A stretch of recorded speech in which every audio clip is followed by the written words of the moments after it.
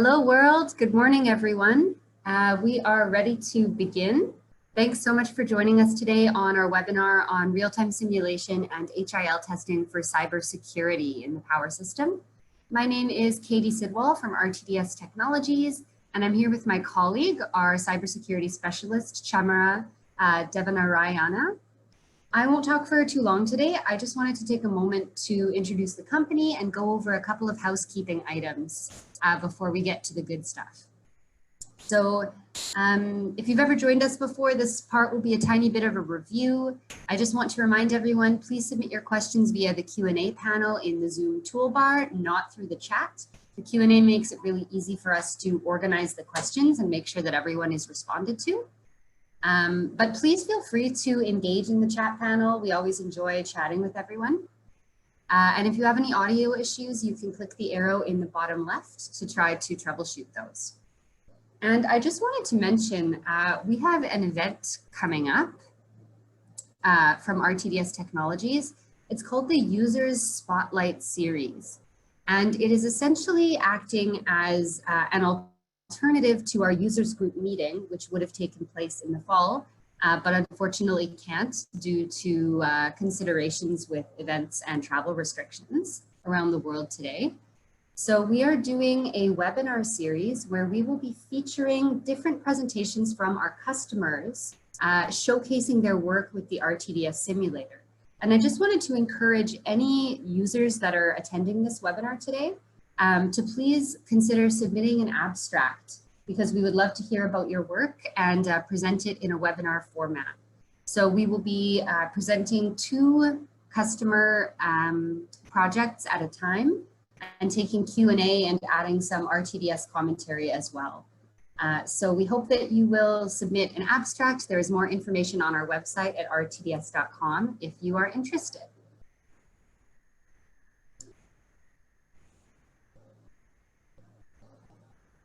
So if you're not familiar with our company, RTDS Technologies is based in Winnipeg, Manitoba, which is a research hub for HVDC technology in Canada. And we pioneered real-time simulation for the power industry back in the 1980s by creating our technology, which is called the RTDS Simulator.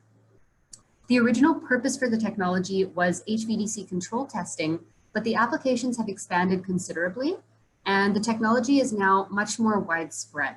So today we have 75 employees, and we have a high level of control over this technology as our hardware and software developers, power systems modeling team, after sales support, and even our equipment assembly and our quality assurance is all done in office here under one roof. Before we dive into cybersecurity, I just wanted to mention that there are diverse opportunities to apply this technology. So we've seen a huge array of different applications arise over the past several years, microgrid controller testing, inverter testing via power hardware in the loop, digital substations. We don't have time to touch on the other applications today, but if you're interested in technical papers in these different areas, I encourage you to visit our website. We have lots more information available in our knowledge base. Today we have users in over 50 countries. We have 4 main categories of user: electric utilities, manufacturers, research and learning institutions, and consultants. So all of the major protection and control manufacturers are users of the RTDS simulator. So this is just a few of the bigger names shown here. And these guys have really integrated hardware in the loop testing into the development and testing process for their equipment. We have well over 100 utilities around the world who are RTDS simulator users today as well. And the types of projects from our utility customers really vary, from wide area protection system testing to cybersecurity analysis to planning and operations studies. And there are over 200 research and educational customers worldwide as well, just a few of which have shown here. And we've definitely noticed an uptake in cybersecurity from the university and research institution level. So this webinar is not meant to be a thorough introduction to electromagnetic transient and real-time simulation, but I did want to review these concepts briefly, and you can just make sure to be keeping these concepts in mind while we're talking about simulation in the cybersecurity context. So different types of simulation solutions are required for different projects or different studies, depending on the type of output and the dynamics and phenomenon that the user is interested in seeing. So load flow and transient stability analysis, for example, give you phasors around the fundamental frequency as an output. And this differentiates them from electromagnetic transient or EMT simulation, where we get a time varying instantaneous value output.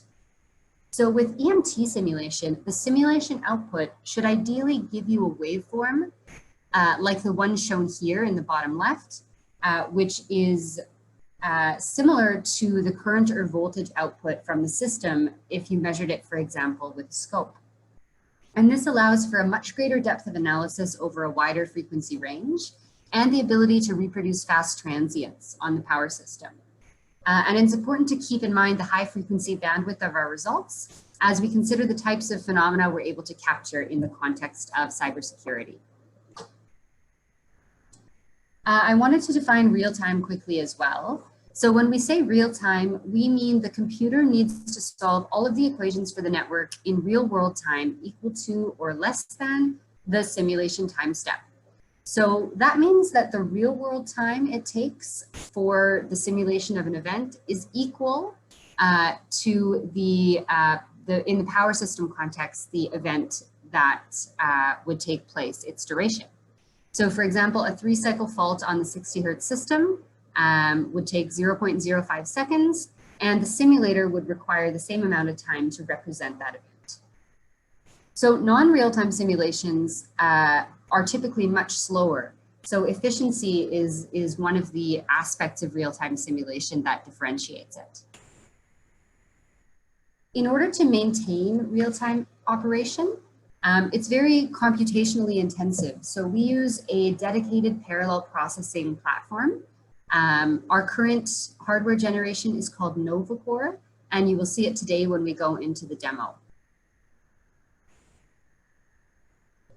The biggest advantage of real-time operation is that it allows for closed loop testing. So it allows us to connect physical devices in a closed loop with the simulated environment. And there are many advantages of this type of testing. We will go into that a little bit today. Today we'll have sort of 2 closed loop interfaces going on. One of them will involve the simulation being connected to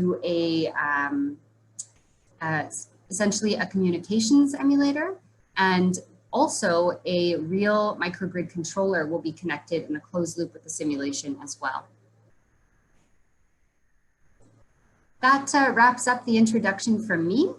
I will pass things off to Chamara, who will present for a few minutes on cybersecurity and then go into a live demo for everyone.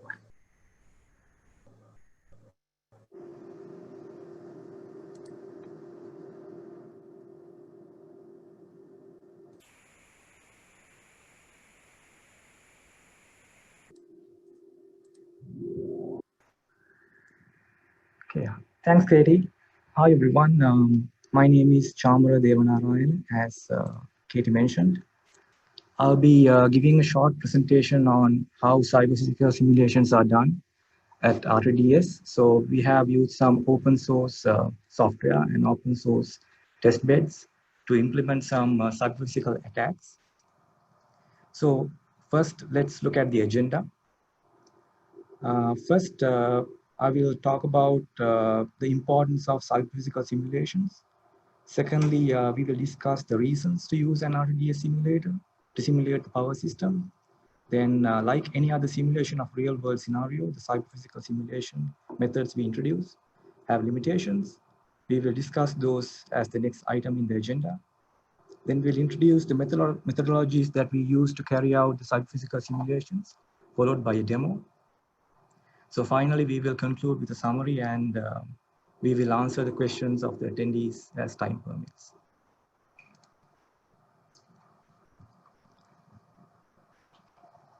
So first, let's look at why cyber-physical simulations are important. As we all know, the modern power systems rely on the communication between the IEDs and the control center for smooth operation. However, it is possible that these control messages are altered and new messages are injected, or messages experience excessive delays or packet drops. The power system operators should be able to detect these as soon as possible and have a clear response to handle them. Furthermore, there have been cyber attacks on power systems in recent times. And if we look at an example, we can share that in Ukraine, there was an attack in 2015 where the hackers were successfully able to compromise the information system of 3 distribution companies, where they were able to temporarily disrupt the electrical supply to the end customers. So for a long period of time, the power systems relied on the disconnectedness of their control networks from the outside world as a means of security. But however, overwhelming evidence has shown that OT cyber attacks are more likely to originate from inside a threat due to the inadvertent actions taken by the organization's own employees, rather than hostile outside actors. Therefore, air gapping the control network is less likely to protect you. So in a nutshell, preparedness is what is going to save the utilities from these adverse attacks. The utilities should be able to correlate the behavior of the control network and the data that the SCADA protocols provide in determining if the control systems are under threat. The control systems and IEDs should not be taking decisions based on just one input. Rather, it should correlate it with the other inputs to see how trustworthy a given input is. This is where big data and AI can provide great benefits. However, these AI-based cyber resilience platforms that does anomaly detection needs to be trained and tested. This requires a digital twin of the power system, which the RTDS simulator can provide with great detail. So now let's have a look at why we should use an RTDS simulator for the testing. So in the recent literature, the importance of automation of cyber resilience is advocated. However, one should test and gauge the end result of these actions taken by these automated cyber resilience platforms. Testing on the actual power system cannot be done because it can disrupt the power system and it can cut the power to the end users. Therefore, you will need a digital twin to measure the impact of these cyber events. And RTDS can provide the utilities with a platform that they can use to create a digital twin of their power grid with the ability of hardware in the loop testing, with analog I/O, digital I/O, and network protocols like ENP3, MODBUS, IEC 61850, PMU, and IEC 104. So at RTDS, we offer a platform to simulate power systems in very high detail in real time. And we can use hardware in the loop simulations with which uses analog I/O, digital I/O, and network protocols like DNP3, MODBUS, IEC 61850, PMU, and IEC 104. And we also have developed some cyber physical capabilities into software that you can use to simulate these different cyber attacks on different protocols. And you can use that tool to evaluate the resilience of the power system without risk and reproducibility. So let's now look at the limitations. As you all know, there are 6 stages of a cyber attack. So the first stage is the reconnaissance, then the weaponization and delivery, exploitation, installation, command and control, and actions on the objective. So in our proposed method, we use we only consider about the last stage where the attacker is going to enter new set points, change control inputs, or shut down equipment. So we also assume that these protocols are unencrypted because at the current moment we cannot deal with encrypted protocols. And in the demo, we will show you how to modify a GOOSE control input and a DNP3 set point using the Snort-based packet modifier. And if you don't know, Snort is a open source intrusion prevention system of Cisco, which is used for intrusion prevention actually in the IT networks. And we also use some other tool, which is called TC, which is used in the Linux kernel to control the transmissions.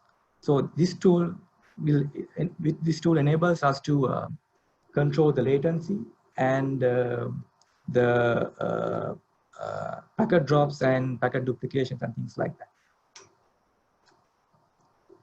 So first, let's have a look at our setup for today's demo, and we will then introduce the other setups that are possible. So in this figure, you can see that the microgrid simulation model is shown, is done in the RTDS simulator. And the simulated IED is hosted in the GTNet card. And we have a microgrid controller, which controls the microgrid. And then we have the inline packet modifier, which uses the open source IPS called Snort. And we use the Linux kernel tool called TC.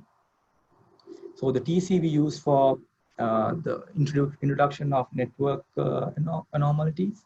And Snort we use to introduce things like MITM attacks, where you change the packets. And we have a control station for the packet modifier. And we run the RSCAD runtime on another PC. So this is the basic connection diagram that we use in our demo.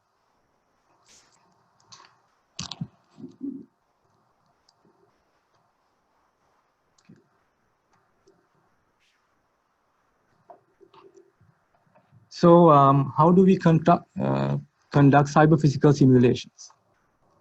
So up to now, we have worked with 3 different simulators or emulators. So we have used the NS3 network simulator to interface the GTNet card with the cyber events. And we have also used the Data Lab network emulation platform that is hosted in the internet, which is an open research network that you can use to simulate cyber attacks. And we have also used the Snort-based packet modifier to modify packets. And there are other tools that are possible that you can use to conduct these cyber physical simulations in connection with the RTDS. So how do you interface an NS3 simulator with the RTDS? There are many ways possible. So this is one of the ways where you connect the NS3 in the tap mode. So there are 2 modes of operation of NS3 which you can use to carry out real-time simulations.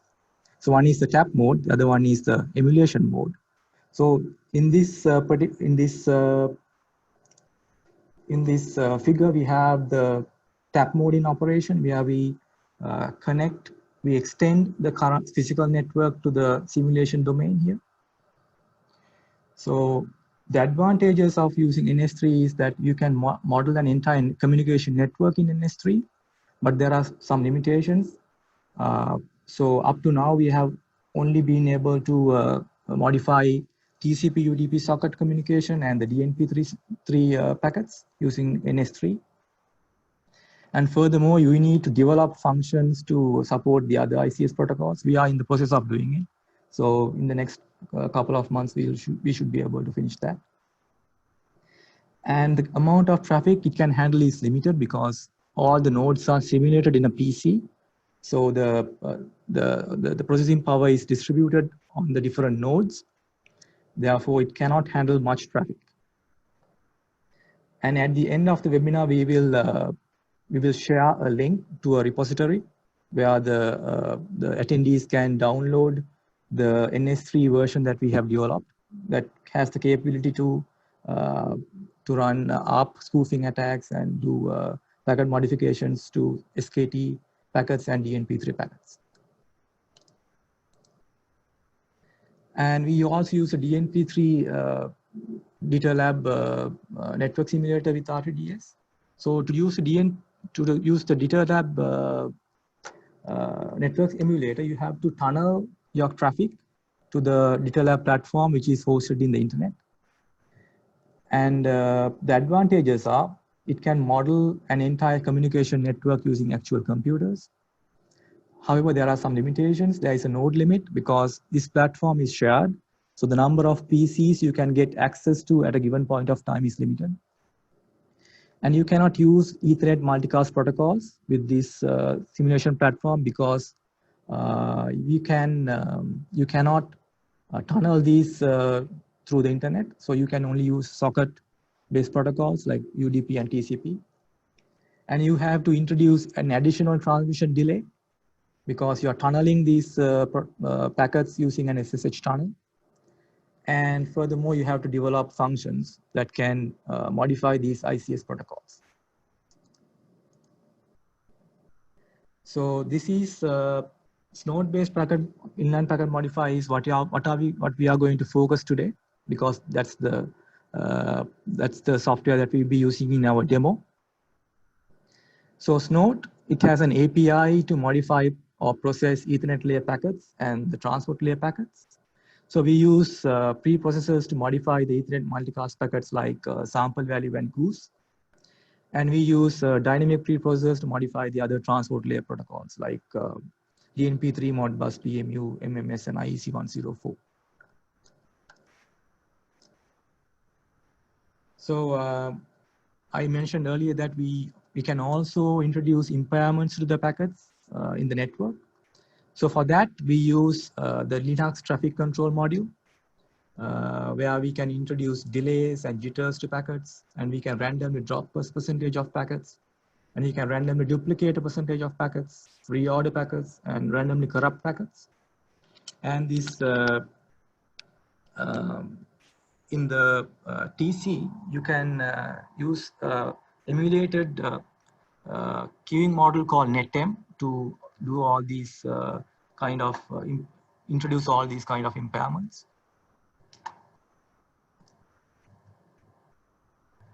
So how to place the packet modifier in the network? There are three main setups. It depends on the protocol that you're using. So if you're using a transport layer protocol, which uses TCP IP, you can either intercept the packets either at the server side or the client side. If you are using Ethernet multicast protocols like sample value or GOOSE, you just have to be connected to the same network.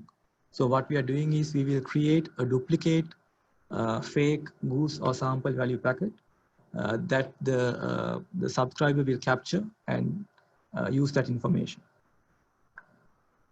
So in the next slide, we will see one of the possible setups. So this is the setup where you use the inline packet modifier at the server side. So we host the DNP3 master in the simulated IED.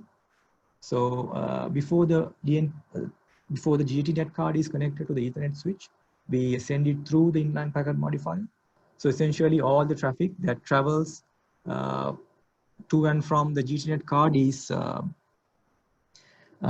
passed through the inline packet modifier, and we are able to modify it. So in the next slide, we will see how we have done the placement on the client side. So here the switch should be on the at the end of the microgrid controller. And here we are connecting the inline packet modifier to the same network. So essentially, the traffic does not have to pass through the inline packet modifier, but rather it sniffs the GOOSE packets, and it will create a fake GOOSE packet so that the microgrid controller or the simulated IED will capture it. So in the demo that we are going to use, we are going to use a microgrid case which is famous, which is called the Banshee microgrid. So we have one of our specialists have develop this microgrid case in our RTDS simulator. And in the interested users can have a look at the tutorial section in the RSCAD to find this microgrid model. So in this microgrid model, we focus on the area 2 of the microgrid. And so this area 2 can operate in 2 different modes. The first mode is the grid connected mode, where the grid controls the voltage and the frequency. And the second mode of operation is the islanded mode, where the battery energy storage system controls the voltage and the frequency.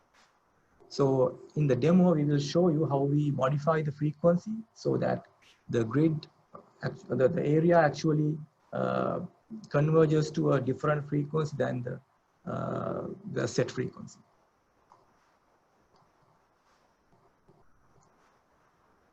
So this is a figure of that Banshee microgrid. So it has 3 areas, and the red squares or the green squares indicate breakers. So if they are red, that means they are closed. If they are green, that means they are tripped.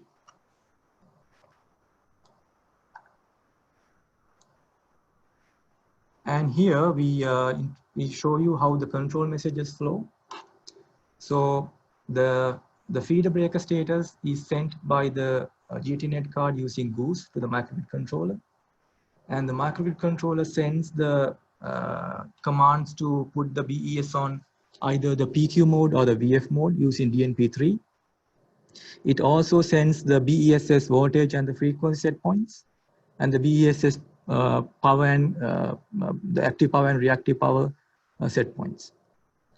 And the microgrid controller sends the trip and close commands using GOOSE messages. And this is how the communication happens between the RTDS simulator and the microgrid controller.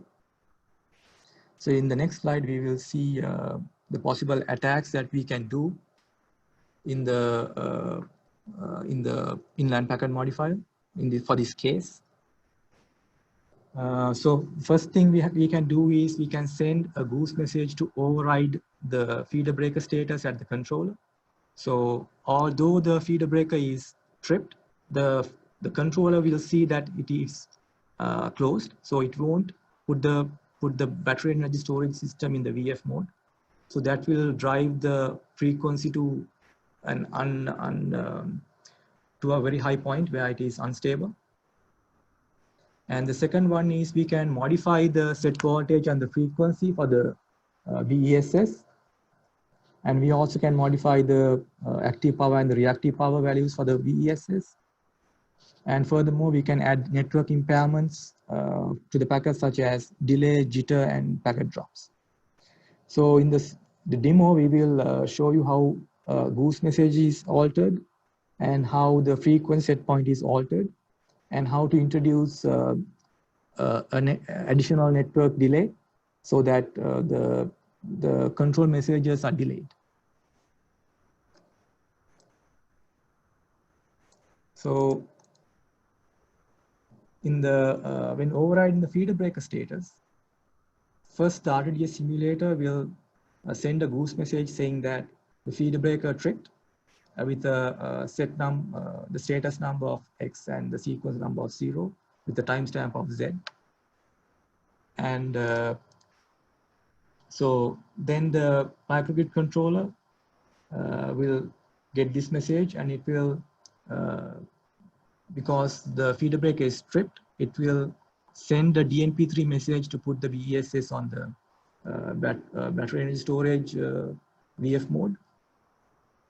And the packet modifier will also receive this multicast GOOSE packet, and it will have probably a delay of like 200 microseconds to process this packet. And then it will send a fake GOOSE message saying that the feeder breaker is closed, and really it will increment the status number by 1, and it will reset the sequence number, and it will put the time to the current time. Therefore, when the microgrid controller receives this GOOSE message, it will think that the feeder breaker is closed again. So it will put the BESS on the PQ mode again. Therefore, the there's no source to control the frequency, and the frequency will become unstable. So this is where I show you how the DNP3 modification is done. So when doing a set point modification, first the microgrid controller will send a DNP3 select message with a frequency set point of 59.8. So the packet modifier staying at the middle of this communication will modify this DNP3 select message set point to 49. So the frequency is 49 now. And then the RTDS Ethernet card will respond that you can set it with a frequency set point of 49. Then the frequency, the packet modifier will modify this message to say that the set point is 59.8. Otherwise, if the response is something other than 59.8, the microgrid controller will not send the operate command. That's why we are modifying the 49 to 59.8 here.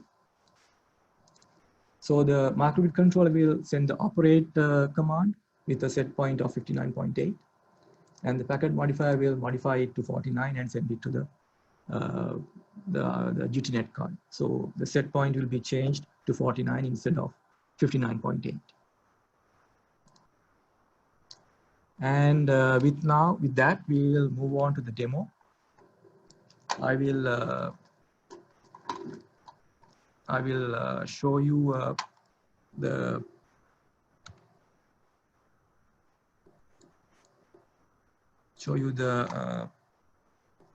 picture of the runtime. Give me 1 second. I will share you that screen.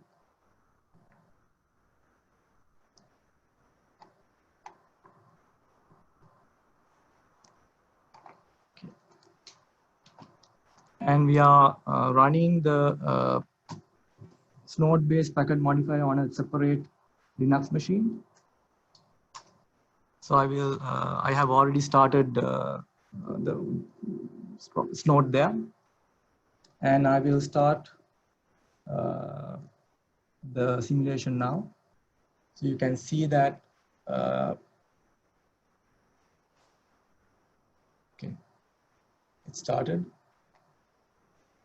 Now you can see that the set frequency is 60, and the BESS is set to a frequency set point of 59.8.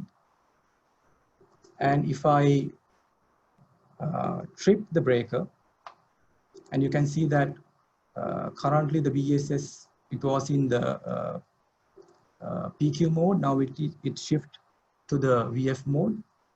So that is what should happen here. So and the frequency will converge to 59.8, and so it converged to 59.8 here, and you can see the loads.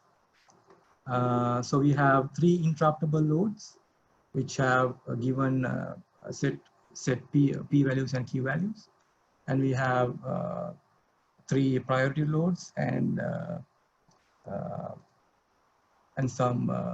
4 critical loads. As you can see, the actual power values are very close to the set points. And now I'm going to change the frequency set point of the DNP3 from 59.8 to 49.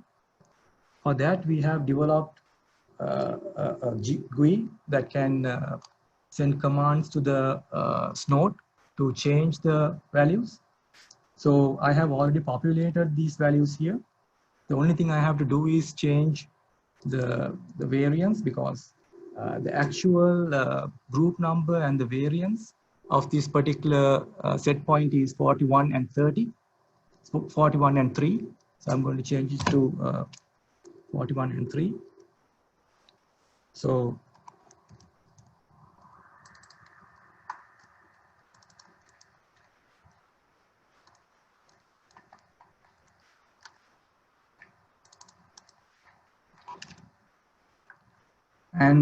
so the function code is it mentions whether it is a select message, whether it is a operate message, or whether it's a response. So, so we set the select and the operate messages to 49, and we set the response to 59.8. So if I do apply changes here, you should see that the frequency reference of BESS should change to 49, and the the frequency set point of the grid would change to 49 as well.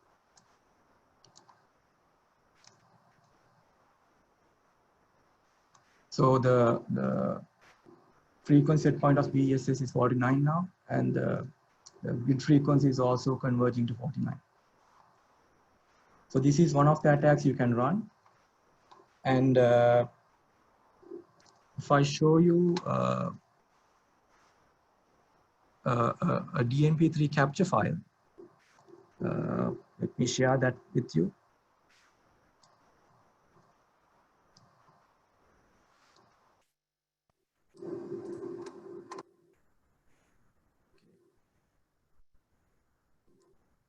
So this is the communication between the microgrid controller and the GTNet card. And there are, so in the inline packet modifier, there are two interfaces. So the traffic comes in from one interface and it goes out from another interface. So the GTNet card is connected to the P1 interface side, and the microgrid controller is connected to the P3 P1 interface side. So if I go here, so you can see that. So this is the original select message.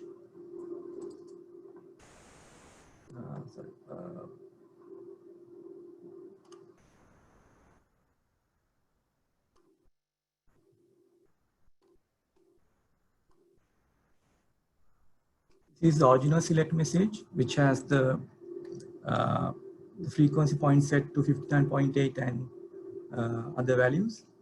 And you can see this is the modified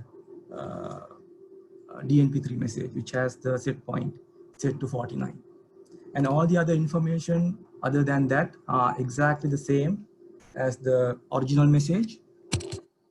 So there's no change in the Ethernet MAC addresses or the protocols or any other thing. The only difference is at the set point. Okay. Now let's move on to the next attack where we delay the messages. So I will reset this so that we don't have two attacks at the same time. And I will move on to the traffic modifications. So when doing traffic modifications, we should enter the IP addresses of the source and the destination and the port. And you have to enter what operation you want. It can be delay, it can be loss, it can be duplicate, it can be corrupt.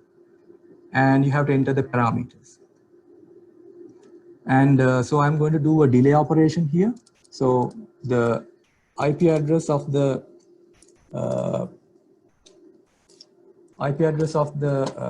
GTNet card is 9.21.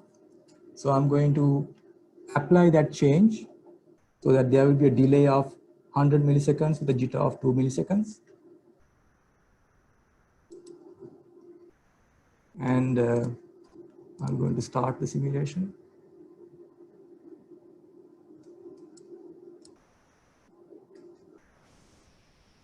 And I will do I will trip the feeder breaker and see what happens.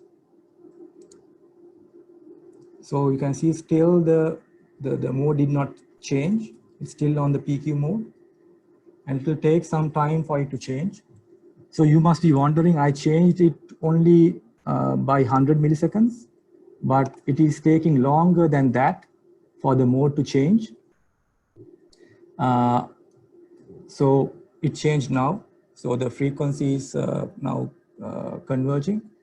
So the reason for that I am not exactly sure. So what I see is that the microgrid controller receives the GOOSE message. However, and it sets the BES to the BESS to the VF mode. However, the DNP3 module of it does not send the mode changing command back to the GTNet card when it is delayed like this. So it takes some time for it to send it. So that's why it takes longer than 100 milliseconds for the mode to change. So I will stop that simulation and we'll move on to the next attack. So I will reset this.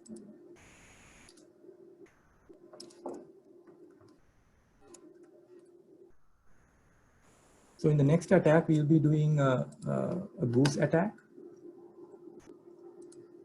So where we modify the feeder breaker status so that the controller thinks the area 2 is connected to the microgrid, to the main grid when it is tripped. So I will change the GOOSE. So here you have to enter the values of the control block, the data set values, and the value number of that particular data set, and the actual value you want to set it to. So here I have entered a fake value here. It is the actual value is outputs _2. So I will change it to the actual value. So I will apply the changes. It won't do anything yet. So I will trip the breaker and see what happens. So as you can see, although the area 2 is disconnected from the grid, the controller does not put the BESS on the voltage frequency control mode because the controller thinks it is still grid connected. So the frequency will go unstable and it will increase and stay at a very high point. So if I again reset this to a value that is non-existent, you can see that it will move back to the actual mode. It is on VF mode now. The frequency will slowly converge to the set value. So that is all for the demo. And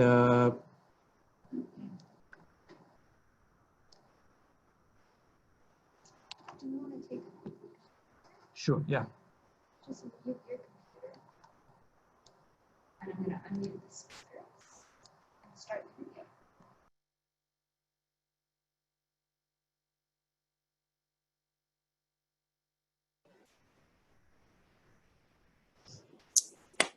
Correct. Can't start the video.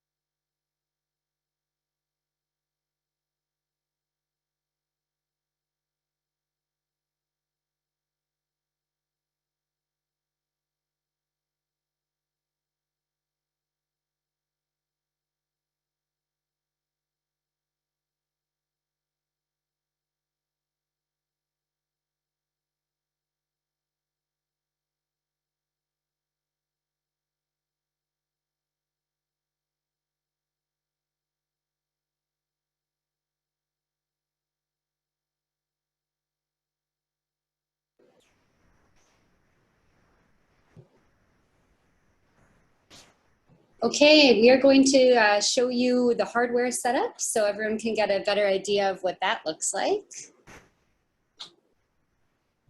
So we have the RTDS simulator here, and our GTNet cards are in this small cubicle here. And we have connected the GTNet card to a Linux PC here, and I have 4 interfaces in the Linux PC. So one comes from the Ethernet card, it goes to a switch, and from the switch it comes to the one of the interfaces of the Linux machine, and I have bridged those 2 interfaces via Snort. So the packets go through Snort, and I have used a cable to connect one of those interfaces. If I can show a picture of it. Can you see it? I will change it. So I have 4 interfaces here. So one comes from the Ethernet card. This is P1 interface.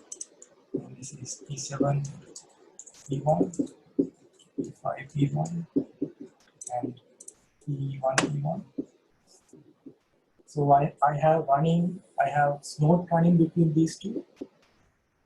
So this is where the MITM takes place, where we change the packets. And I have connected these with a physical cable, the Ethernet cable. The reason to do that is if I run Snort and TC on the same interface, it does not function properly. It causes Snort to hang sometimes. So that's why we went for this setup. So I have used a Linux bridge here.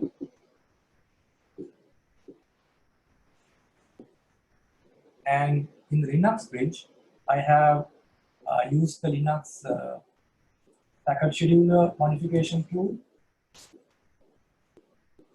called TC.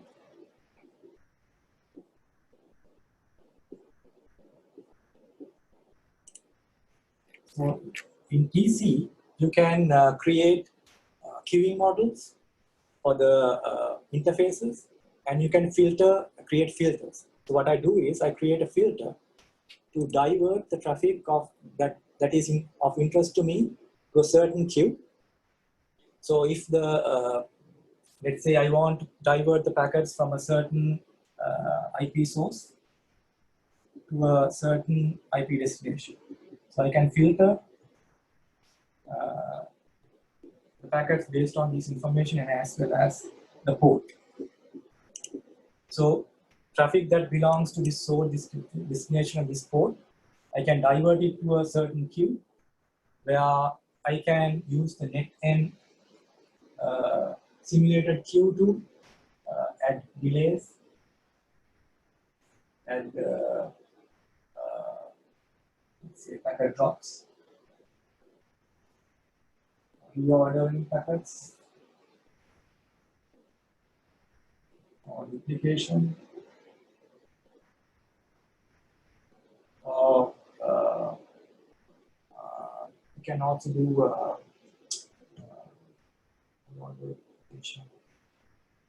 yeah, that will be. So using this free Linux tool, you can do all of these, introduce all of these network impairments to your traffic. And I have created a kind of like an information manual. So if anyone of you is interested in that, we can share that with you. And so with that, I think I can move summary and we can take the questions that you have.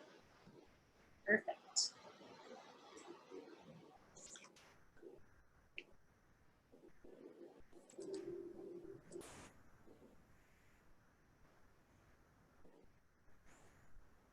Okay. So to summarize, so we talked about what makes cyber-physical simulations important. We talked about why it is vital for an organization to do these kinds of simulations and be prepared. And we talked about the reasons to use an RTDS simulator to do the hardware and loop testing. We talked about the limitations of our current tool. and we talked about how to conduct these core simulations. And with that, we conclude the presentation, and we'll be happy to take any of the questions that you have. Excellent. Thank you, Chamara. Yeah, so we have quite a few questions in the Q&A window.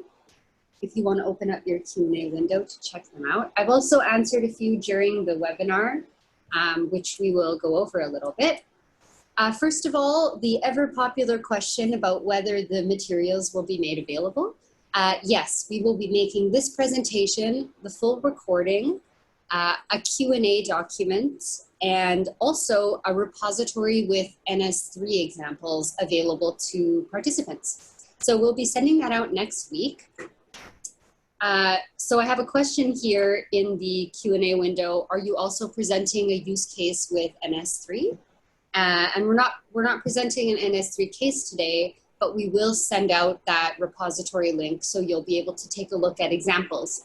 And if you're an RTDS Simulator user, you can email our support team at any time if you want to implement those examples and you're looking for support in doing so. So I hope that's helpful. I wanted to address a question that was asked about the limit on data communication with sockets. That is a good question. So the RTDS Simulator's GTNet card has certain capabilities that can be scaled. So essentially, there's a single firmware license for our GTNet socket protocol that has certain capabilities. It's bidirectional communication for 300 data points per packet, with each point defined over 4 bytes. So that's currently what we're running here for this interface. But you could scale this by adding installations of that firmware license, and that would increase the socket capabilities. So there's really no theoretical limit. You could scale that quite large if you had higher requirements for socket communication. Chamra, do you see any questions you want to answer? Yeah, one of the questions is that does the packet modifier also fully block original values from the microbit controller? So if it is a TCP/IP communication, it blocks it. So we modify the incoming packet and send the packet away. But if it is GOOSE message, if it is a GOOSE message, it won't block the message because it's not realistic to say that the GOOSE message is blocked because it's multicast. So what we do is the inline packet modifier receives that message and to send a fake GOOSE message with a incremented status number and a reset sequence number with the updated timestamp. So the controller would the subscriber would take that as the current value. And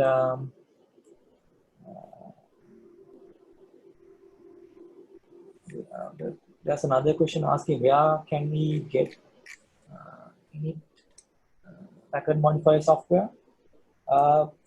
We are still in the process of we are still thinking how to make it available because it consists of 2 parts. So there's the Snort part, which we can share and you can have a look at it. And there's this GUI part, which is basically written in Java. So we will, in the next couple of weeks, we will talk and find a method to distribute it with the users. And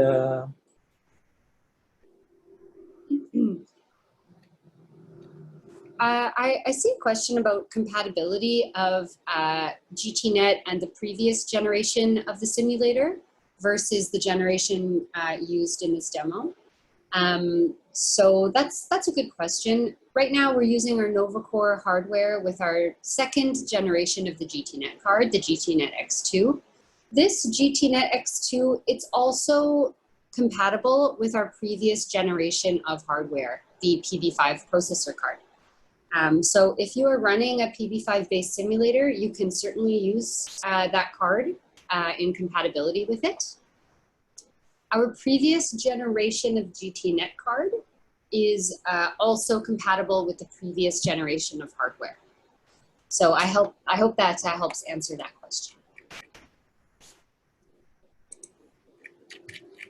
So one of the users asked if the GUI software that are used, if it is available for download. At the current point, it is not available for download, and we have not. He also asks whether we have a manual or tutorial. We have a manual that is created, but still we do not have the GUI for download. But in the next couple of weeks, we'll at least be able to send you the jar of that GUI. The GUI does not work all by itself. GUI is just an interface where you send commands to the Linux machine.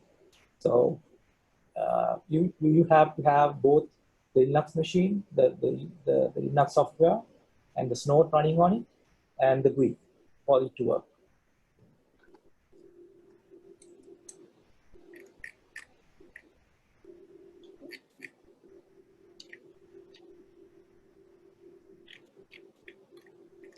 And one of the questions is, can you go over how to add delay on GOOSE packets?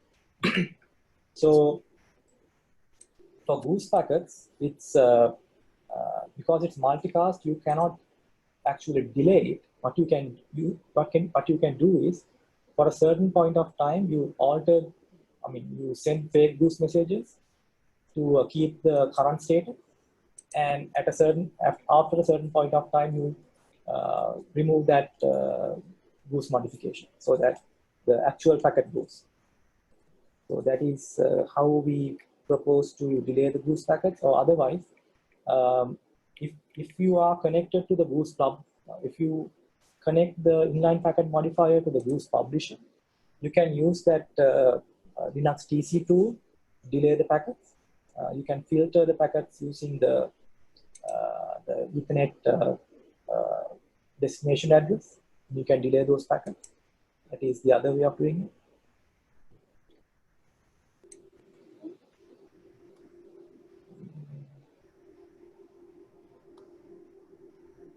So one other user asked, what other hardwares and softwares other than RTDS are required? So you need a Linux PC with four Ethernet interfaces, actually 5 Ethernet interfaces, and you need our modified version of Snort running on it. Yeah, that would be to run this kind of simulations.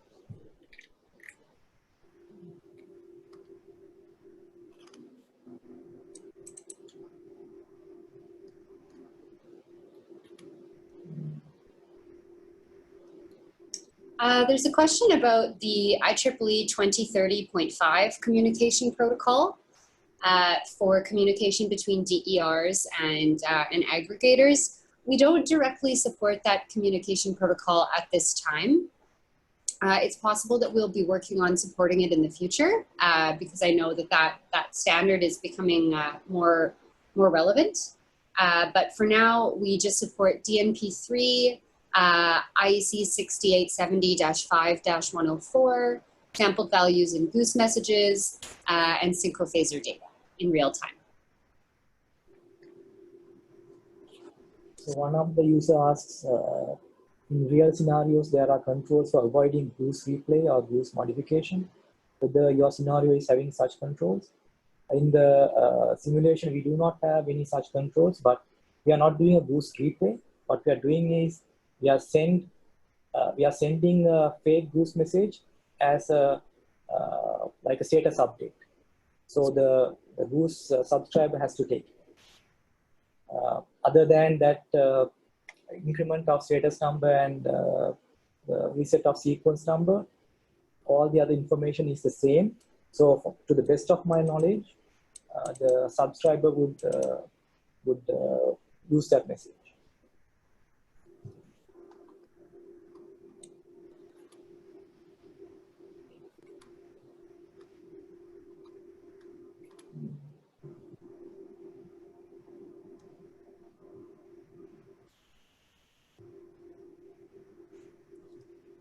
Okay. Thanks. Yeah, we have a question about which applications are important for cyber physical simulations and whether it's limited to microgrid simulations and 61850.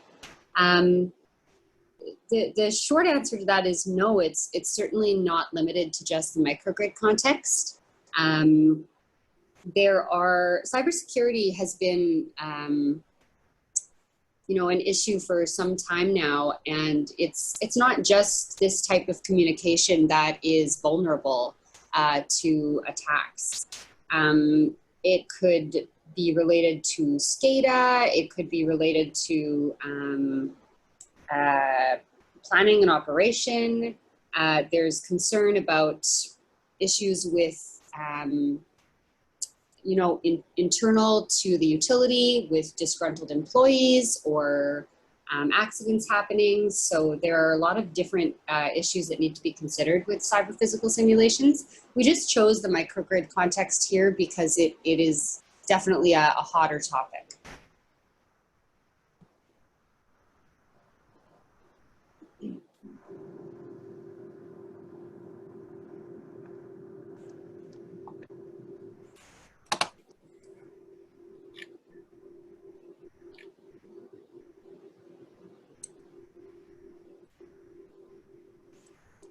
One of the questions is how we can model different types of attacks in our simulation.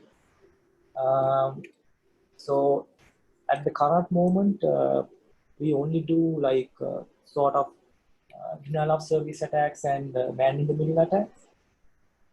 We do not inject control messages, and we are planning to do that using session hijacking.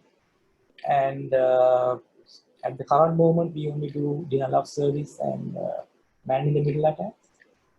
We do not do any SQL-related attacks or any firmware upgrade-related attacks.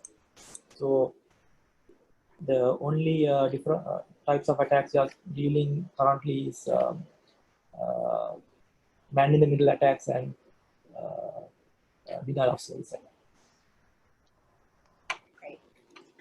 I think we will wrap things up. We're approaching 10 minutes past the hour. So any questions, we're very thankful for the amount of questions that came in today.